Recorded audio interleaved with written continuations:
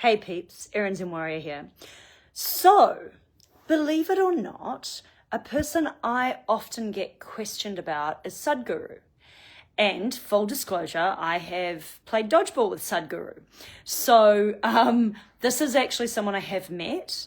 I was really privileged in a different lifetime many years ago to live in an ashram. And in that ashram, we hosted the Drapung Losling monks. We hosted various guru devs, Baba Shankarananda. We hosted a lot of different people. And we didn't actually host Sadhguru, but I did get to meet him at one of the events he was doing. And this would have been in 2007, I believe. Back before he really had a big online following, but he still had a massive international awareness around him. He used to teach a lot of his Kriya Yoga and ecstatic dance stuff to a lot of followers. And so I've been asked a few times about Sadhguru being in business and all this sort of stuff. And if you listen to what Sadhguru has to say about this, he connects spirituality and business together. Now, when we look at his design, it's interesting that he does that because his design kind of says he's gonna, right? So there are two things I think I want to bring up here. One is enlightenment and what enlightenment actually means, as far as I understand, which is really about knowing yourself so well that you know you're enlightened to yourself. And as a result of that enlightenment to yourself, it's easier for you to see other people clearly. Sadhguru is also a projector, so he has the power to project into people and see where they could be pointed, like what they could be good for. That's the power of the projector within human design. They're here to guide the energy of the generator. So, and they come in as guides, and lo and behold, that's pretty much what Sadhguru does. Now, I'm not going to get into too much nuanced information about his chart. One, because I haven't pulled it apart enough, but also because I don't think I need to in order to look at this question of the question that came up today was about Sadhguru talking at the WEF. And I think it's a really valid question because a lot of us out here are like, the WEF is, especially in my corner, the WEF is evil. And I have definitely taken a little pause and going, well, what are you doing there? But also after getting to watch a lot of enlightened masters, and I do this because people have this idea that enlightenment and spirituality means that you're infallible, that you don't get to have a differing opinion from what I think is right, that you're not allowed to have sex. I mean, Sadhguru was married, he has a daughter, and he kind of went through quite an interesting state at university. So with regards to his enlightenment process. So why does enlightened mean that you're not allowed to be human? Why does enlightened mean that you have to fit my definition of what a spiritual master is? Why, if you run an organization like the Isha Foundation, which is really devoted to teaching Kriya on a global scale to help people manage their life and manage their frequency, which has nothing to do with the WEF, by the way. That process that he does there, he does for the individual. But he's a 6-2. So I'm a 1-3. A 1-3 is all about the individual, and I build the foundation for the individual. Now, there are 12 profiles in human design. And when you start getting the big numbers in front, like 4, 5, 6, so this is like the top half of the trigram. There are 6 numbers, 1, 2, 3, 4, 5, 6.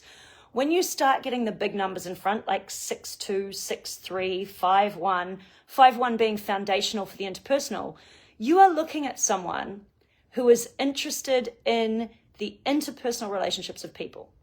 I really could care less on some level. I have some opinions about collectiveness because the nature of my chart has a lot of collective gates and wisdom. But ultimately, I'm a 1-3. I have a very selfish profile design. I experiment on myself and then share it with you guys. But I do have some tribal stuff. Interestingly, he also has some tribal stuff, and his sun gate, so that's 70% of your chart, is in gate 40. This is all about community. So 70% of what he's about is about community. And he's a 6-2. So he's sitting up there with that rooftop view of the 6th line, bringing his natural role model, that's what it is, the 6-2 is the natural role model, to the world. Now that second line has a projection field around it. So he actually doesn't see how talented he is, quite specifically with his body, because that second line is somewhat representative of the body. But also that projection field means people project onto him. People expect of him. People project what they think he should be. So, be really aware when you're dealing with people. Sometimes they carry the fifth line or the second line, and that means you're projecting onto them, and they're always getting projected onto. I can only imagine when you have a world stage, which is what he has as who he is, how much fucking projection you get onto you about who you shoulda, coulda, woulda been, right? And he's enlightened, so I can tell you right now, he doesn't give a fuck, right? The more aware you get of yourself, the more you become yourself, the less I give a shit what you think I should be doing, right? I appreciate my friends. I will say this. I appreciate my friends who question me. I appreciate the person who questioned this post for the reason that she questioned it, because it gave me the opportunity to have a good look again. And being the emotional person that I am, as is Sadhguru, by the way, he is an emotional projector like me. And this means no truth in the now. It means that there's multiple layers of data to gather, and we keep gathering depth. There's no black and white for us. And the beauty of there being no black and white for us is we do not write people off just because you decided they were bad guys. But here's the thing, that construct of good and bad, it doesn't really exist anyway. And I get that in a three-dimensional level, it's easier to see it like that because that's what it is to survive. You see things in a black and white way. And in some ways, I'm kind of envious of it because it's so much easier to watch pure sacral beings go, for me, not for me. That one's a dick, that one's great. And they can be so clear. And then they come across the other 52% of us who kind of go, well, maybe, but did you consider this? And we start bringing in all the layers. But again, I refer to you as that there's no truth in the now. There's just more depth. And the thing about this great matrix that we live in is none of it is fucking true anyway, right? There is natural law. And an interesting thing also about Sadhguru's chart is, one, he has an incredible mind for coming up with abstract solution. And two, he runs the 4323, the gunslinger, that I also run, also unconsciously. And his 4323 is in his nodes. And they're in his unconscious nodes. So they're just happening. He's not really able to control how he hits people with that gunslinger. It just comes out. And I know this experience. I have said things, I've said this before. I will never forget commenting on something in life and my mother getting offended and me going, uh-oh, what's happened here? Now, how I translate this is she received a message I didn't know was for her because my unconscious channel did its thing. And then I had to say, hey, I wasn't personal. I wasn't commenting on you. I was just watching the world go by. And my mother, bless her heart, corrected herself, thought about it for a moment, decided I was telling the truth and went, oh, okay then. And bless her even more, she will then go away and consider why she reacted to that in the way that she did. And that is because she's got some real consciousness there, Again, another emotional projector. So she goes away and she works with the layer upon layer upon layer. Would I like to be pure sacral or even splenic where I can just go yes or no? Fuck yeah, it would be easier. It's slow being emotional, and it's slow for Sadhguru too. He's also split definition, so it's even a little bit slower, A 6-2, we're lucky if they come back off the roof after 50. We're lucky if they come back to us and start sharing, and he did. And his life theme in that 40th gate, that's all about community, that's all about looking after your tribe, has this quality of managing resources and seeing problems coming. And why is he talking at the WEF? He's talking at the WEF because they have all the money, they have all the power, and he's interested in perpetuating a healthy environment for his tribe. And he's very tribal, something that I always step back from when I listen to Sadhguru and see him as a person within his community instead of within my community, even though I've been in his community. And I have a lot of respect for that too, because we all have our role. That's the thing about human design, right? There's no right or wrong view. There's just layers of subjectivity through all of us. All of us are uniquely designed. And so, his viewpoint, he's done a lot of work with Hindu Indian religion.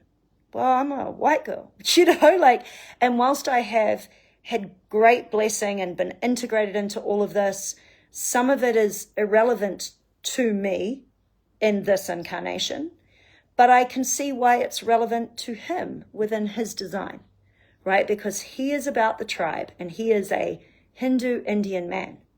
Now, you could argue that, does that make him very enlightened because there's still an identity there? Well, I think you will find that there's also a part of him that whilst it's very tribal, and this is the split in his design, right? There's that tribe thing, there's that Hinduism, there's this Indian heritage, and then there's this other part of him, which is that mind, that gunslinger, where he can talk very generally for everyone.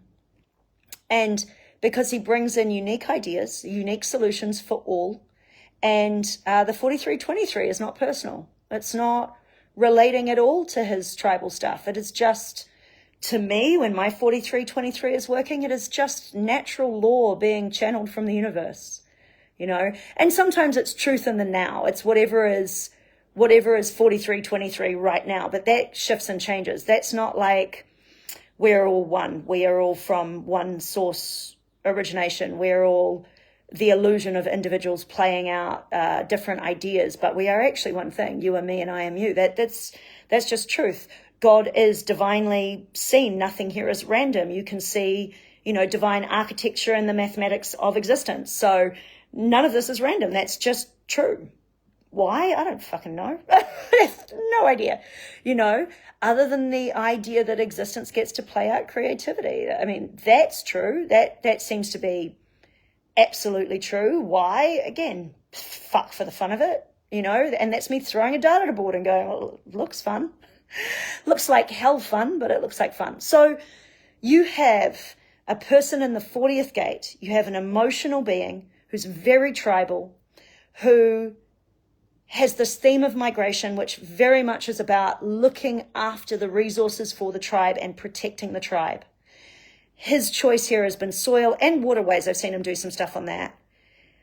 Because he has this 40-37, I also want to point out, this is someone who can, especially consciously, if they've got a lot of consciousness, they can fairly run the tribe. They're really capable of that. That is the person you want to lead the way. And his theme of migration is about leadership because it's in that gate 40 and he's got that 6-2 profile. And yet he doesn't have leadership channels. He has an undefined self. So he is looking to plug into leaders. He is looking to help, as a projector, guide the leaders.